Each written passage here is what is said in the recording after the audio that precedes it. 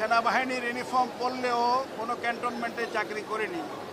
আমার জন্য নির্দেশ ছিল আমি এন্টি আওয়ামী লীগার এবং এন্টি ইন্ডিয়ান, ঢাকা থেকে কমপক্ষে 300 কিলোমিটার দূরে আমাকে রাখতে হবে।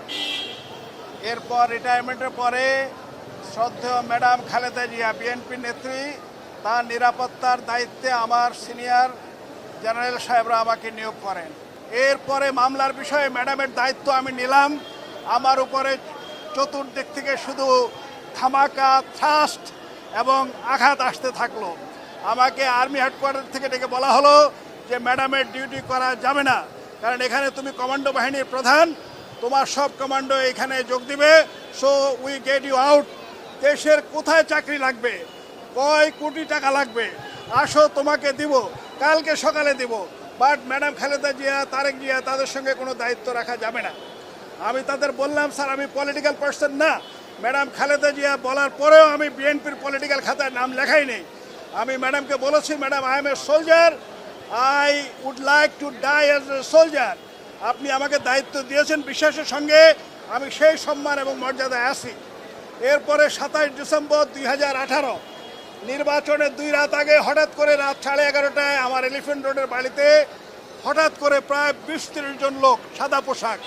আমি জিজ্ঞাসা করলাম আপনারা কারা? বললো স্যার আমাদের পরিচয় দেওয়া যাবে না, আপনাকে যেতে হবে। আমি বললাম ঠিক আছে, আমি লুঙ্গি এবং গেঞ্জি পরা। আমি বললাম ঠিক আছে, আমি বাসার ভিতরে গিয়ে আমার কাপড় চেঞ্জ করে আসি।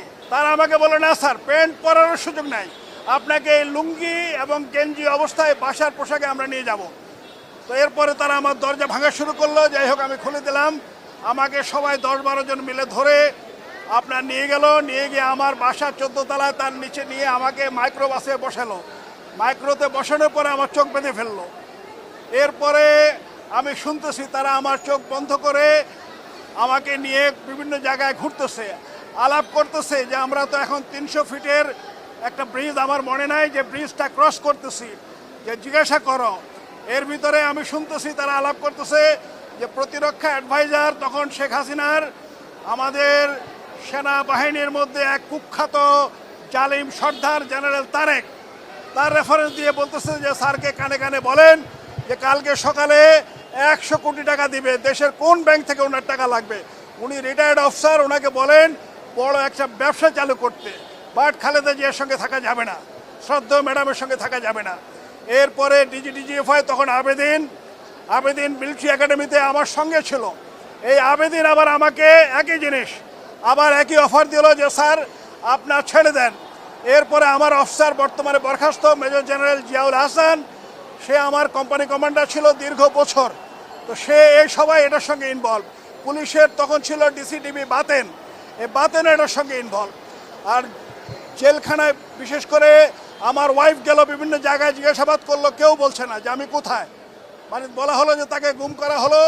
বাট এরপরে আমি শুনেছি সেনা সদর থেকে তাদেরকে বলা হয়েছে খবরদার ওনাকে গুম করে হত্যা করবে না, ওনাকে জেলখানায় পাঠিয়ে দাও। পরে নির্বাচনের আগের দিন অর্থাৎ 29 ডিসেম্বর 2012 আমাকে আপনার 2টা ভুয়া মামলা দিয়ে জেলখানায় পাঠানো হলো। আর ডিবিতে 3টা বিষয়ে আমি পুলিশের উপরে খুবই বিক্ষুব্ধ। পুলিশ মানে পুলিশ বিসিএস অফিসার যারা ছাত্রলীগ ব্যাকগ্রাউন্ড, আমি বহু পুলিশ অফিসারের সঙ্গে জীবনে 35 বছর চাকরি করেছি, কাজ করেছি, ওনারা অত্যন্ত সম্মান মর্যাদাবান, and their conduct is very very high and outstanding. ওখানে ছিল ছাত্রলীগের 15-20 জন। তারা আমাকে প্রথমে বলে স্যার একটা সাদা কাগজ, যে স্যার এটাতে লেখেন যে ম্যাডাম খালেদা জিয়া, তারেক জিয়া বিএনপির সঙ্গে আপনি থাকবেন না। আমি বললাম এটা লেখা হলো ম্যাডাম খালেদা জিয়ার সঙ্গে একটা বেইমানি। আমার বাপ দাদা 14 গোষ্ঠী বেইমানি করে নাই। আমার বাবা ছিল সোলজার, আমার দাদা ছিল আসামে মসজিদের ইমাম। I will not do it. পরে ওটা গেল বহু চাপাচাপি, আমি কাগজ কেটে দিলাম। এরপরে নেক্সট কাগজ দিল আরেকটা, যে স্যার ম্যাডাম খালেদা জিয়া কোন কোন ব্র্যান্ডের মদ খান সেটা লিখে দেন। I got very horrified. I told them বেটা তোমরা তো পুলিশ অফিসার না, you are behaving like a stupid donkeys, তোমরা তো আচরণ করতেছো হুলিগানের মতো, তোমাদের ট্রেনিং কোথায় গেল? এর কয়েক ঘন্টা পরে তারা আমাকে আরেকটা সাদা কাগজ দিল। এটা খুবই নোংরা। ম্যাডাম খালেদা জিয়ার কি লিখতে বলেছে আমি সেটা বলতে পারবো না, বিকজ তাহলে আমার ইমানে আঘাত লাগবে।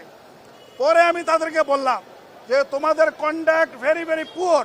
সেনাবাহিনীতে অফিসারদের মিলিটারি একাডেমিতে মিলিটারি কাস্টমস অ্যান্ড ইটিকেটস, ভদ্রতা এবং শিষ্টাচারের উপরে বই আছে, পরীক্ষা দিতে হয়, প্র্যাকটিক্যাল করতে হয়।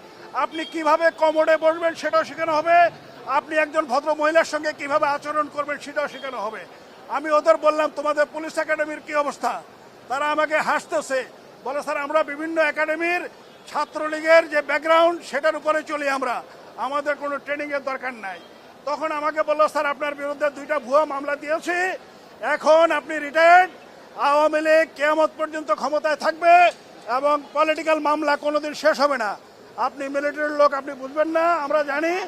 এই মামলা আপনি কবরে চলে যাবেন, কিন্তু এই মামলা আর কোনোদিন শেষ হবে না, কিয়ামত পর্যন্ত আপনি খালি ঝুলতে থাকবেন।